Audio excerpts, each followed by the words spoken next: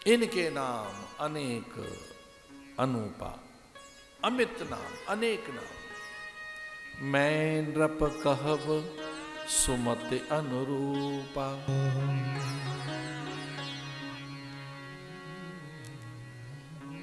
जो सुख धाम राम असनाम।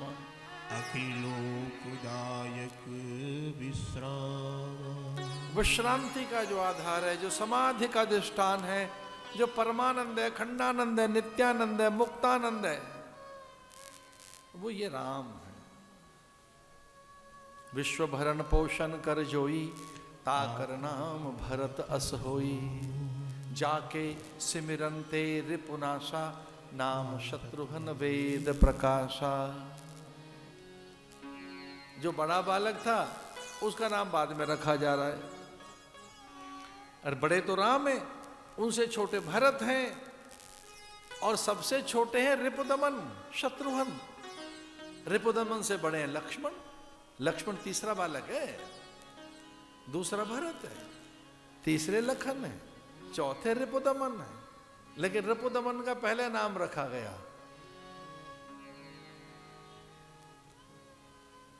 कितना सुंदर नाम रखा है। जाके सिमरन ते रिपुनाशा, नाम शत्रुघ्न वेद प्रकाशा। वेद का ये रक्षण करेंगे, ये वेद मूर्ति हैं। इनके नाम से शत्रु भाग जाएंगे। और आपको ये तो याद रखना ही चाहिए कि शत्रु कौन कौन है। भैया इसे मत भूल जाना, बैरियों को याद रखो, उनकी गणना करो। एक दिन लिख लो कि बैरी हैं कौन कौन, कौन है जो हमारे शत्रु हैं। शास्त्र कहते हो एकमात्र एक ही है, दूसरा नहीं है। एक ही शत्रु है हमारा, दूसरा कोई नहीं है। एकमेव एकमात्रेण एकमेव शत्रु। अगर आप बैरी गिनने चलोगे तो एक ही है, दूसरा नहीं है। वो जानते कौन सा है? अविद्यानाम बैरिणम। बैरिन कोई है हमारी, हमारे पीछे पड़ी है कोई बैरिन बनकर, कोई बैर कर रही है हमसे, जो कहीं का नहीं छोड़ते, जैसे दुश्मनी ठानी है हमसे। वो कोई और नहीं है। अविद्यानाम बैरिण, अविद्या है, अज्ञान ही हमारा शत्रु है। आलस्य ही हमारा शत्रु है, प्रमादी हमारा शत्रु है, हमारे संशय हमारी शंका ही हमारा शत्रु है। अपने को न जानना यही एक शत्रुता है। अपनी असफलता में दूसरों के माथे पे दोष मढ़ देना अज्ञानता से। हम तो पता नहीं क्या कर बैठते, तो क्यों नहीं कर पाए। अरे क्या करें, हमारा पत्नी ऐसी निकली, पति ऐसा निकला, बच्चे ऐसे निकले। हमने तो सुना है सारे ठीक है, नहीं अपना परिवार तो ठीक है, पड़ोसी ठीक नहीं है। उसने क्या किया है? अरे महाराज आपको क्या पता, आप तो साधु हैं। कुछ लोग हैं जो हमारी तरक्की देख नहीं सकते, कुछ पता ही नहीं है आपको महाराज, सब ऐसे ही है, सारे काम बिगाड़ रखे हैं। एक तो हमें बड़े बुद्धिमान आदमी मिले, बोले महाराज एक काम हो गया है, आप कर दो ठीक। भाई क्या हो गया? हमारी दुकान बांध दी किसी ने। हमने कहा रस्सी से कि तार से? मतलब किससे? अविद्या नाम वैरिण। उसे बताओ भैया तेरे अज्ञान के कारण है ये, कुछ नहीं। इस तरह के लोगों के पास जाना नहीं, वो और आपको पुष्ट कर देंगे। आप कहेंगे दुकान बांधी है, वो कहेगा हाँ घर भी बंधा हुआ है, बच्चे भी बंधे हुए हैं, नींबू लाओ, तरबूज लाओ, चाकू लाओ, ये लाओ, वो लाओ, उड़द के दाल लाओ। अरे मेरा बड़ा सुंदर व्यापार फल फूल रहा है कई लोगों का। तो ऐसा कुछ हो तो हमारे पास आइए, हम बताएंगे। अभी बता देते हैं, पता नहीं कहां ढूंढोगे। योग वशिष्ठ पढ़िए।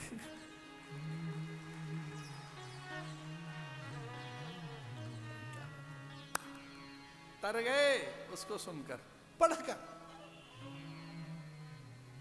हायर स्टडीज है, वो हायर लेवल की चीज है। वो घास कूड़ा तिनका फूल पत्ती जैसी छोटी मोटी पड़ी चीजें नहीं है। उसको पढ़ने के बाद तो हीरे मोती पे ध्यान नहीं जाएगा। स्वर्ग का सुख भी तुच्छ जान पड़ता। उसे सुनकर, पढ़कर, समझकर तो फिर आपके सामने अलौकिक सारे सुख सरसों के दाने जैसे दिखने लगेंगे। लक्षण धाम राम प्रिय सकल जगत आधार।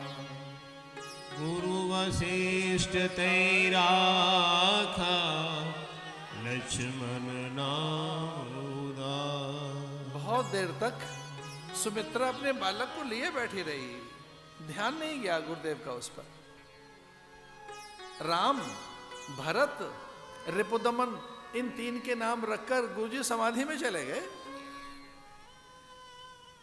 दशरथ और कौशल्य आदि, सुमित्रा, कैकेयी और सब बड़े चकित हैं कि भाई ये चौथे पे ध्यान नहीं जा रहा है, इसका नाम कब रखेंगे। गौरांग,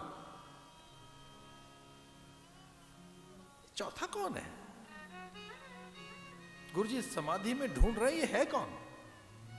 गुरुजी को याद आए तो हर समय रहता है नारायण के संग, हर श्वास प्रश्वास का साक्षी है। तो ये जो चौथा है ना, ये कौन है? शेषनाग है। हजार हजार फणों पर इसी के शीश पर धरा टिकी हुई, ये वही तो है जो क्षीर सागर में रहता है। अरे ये वही तो है जिसकी शैया पर नारायण शयन करते हैं, शेषशाही जगन्निवास श्रीनिवास भगवान नारायण। अरे ये वही तो है जिसकी शैया पर स्वयं लक्ष्मी जी बैठी हैं। और शेषनाग से कहा, भाई तू बड़ा संयमी है, शीलवान है, गुणवान है, आज्ञाकारी है, अनुशासित है, भद्र है, सुभद्र है, फिर भी हमारी बात नहीं सुनना। हम दोनों क्या बात करेंगे, सुनना नहीं। ये नहीं सुनूंगा, मैं कभी नहीं सुनूंगा, मैं सुनूंगा ही नहीं कभी। तो अभी उन्होंने अपने कान बंद कर लिए सदांग के लिए। शेषनाग ने, ऐसा कहते हैं सांप को सुनाई नहीं देता, सांप के कान नहीं होते, सर्प को सुनाई नहीं देता, हमारी बात नहीं सुनना। सर्प ने, शेषनाग ने वचन दिया, आप जो योजना बनाएंगे, आपके एकांत की क्या वार्ता होगी, कभी श्रवण नहीं करूंगा, आंख मूंद के रहूंगा। भगवान ने कभी कभी सुन भी सकता है। उन्होंने कहा नहीं, वचन देता हूं, कभी नहीं सुनूंगा। मां ने कहा, लक्ष्मी जी ने कहा, चल मेरी कभी बातें सुन लिया करना, ऐसा भी भेद रखना ठीक नहीं। तो उन्होंने कहा, मां आपकी तो बातें नहीं सुनूंगा, लेकिन आपके आभूषण कंगन जब बजते हैं तो बड़ा अच्छा लगता है। कंकण किंकिन नूपुर धुन सुने, लखन सन राम हृदय गुण। सीता जी के कंकन जब बज रहे थे तो लक्ष्मण को याद आया था, ये कोई और नहीं, सीता जी नहीं, लक्ष्मी जी आ रही। अरे कई बार तो ये पता लग जाता था, छोटी बहू आई कि बड़ी बहू आई, कि माता जी आई है कि अम्मा आई है, बड़ी दादी आई है। उनके आगमन से, चलने से, उनकी आहट से ही पता लग जाता था। एक अलग प्रकार की ध्वनि, ये तब का आनंद है जब कुटुंब में रहते थे। अभी तो अकेले रहते हैं, बिल्कुल अकेले। अच्छा लगता है जब ये पता लगे कि हम बेटी का विवाह उस घर में करने जा रहे हैं जहां कोई ननद नहीं है और देवर नहीं है। आह, अरे अपना तो काम बन गया, कोई नहीं है। अरे वे जंगल में ही छोड़ा हो, वहां तो और भी कोई नहीं होगा, कोई संबंधी नहीं है, अपना कोई नहीं है, कोई परिजन नहीं ना, अकेले हैं। और क्या उस समय आनंद, परमानंद हो जाता है कि बेटा अकेला है और माता पिता अलग रहते हैं, बेटा बिल्कुल अलग रहता है।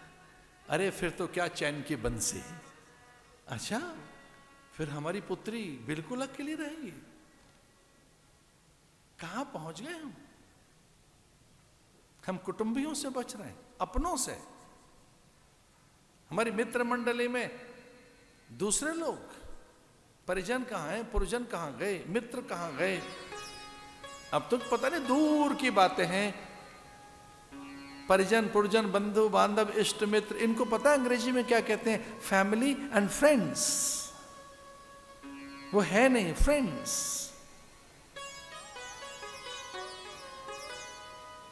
इतना सभ्य शिष्ट संस्कार, इतना मनोहारी संस्कार, इतना कल्याणकारी संस्कार, उसमें सब दूर हैं। जयमाला के समय एक नाटकीयता, एक अभिनय, एक कृत्रिम, एक परिवेश जिसमें कहीं कोई चीज नहीं है। मति कहां मारी गई हमारी, हम पहुंच कहां गए? विवाह से पहले की कोई संस्कार, प्री वेडिंग अति है मति की, दुर्मति। कहां पहुंच गए हम? उसकी जय जयकार है, उसकी प्रशंसा है, उसके लिए मान्यता है, चूंकि बड़े लोग कर रहे हैं। ओ क्या बात है, वो एक सारोकार बन गया है। सामान्य प्रजा मत रहना परिजनों के बिना, पुरजनों के बिना, बंधु बांधवों के बिना, और वहां आंगन में भीड़ लगे।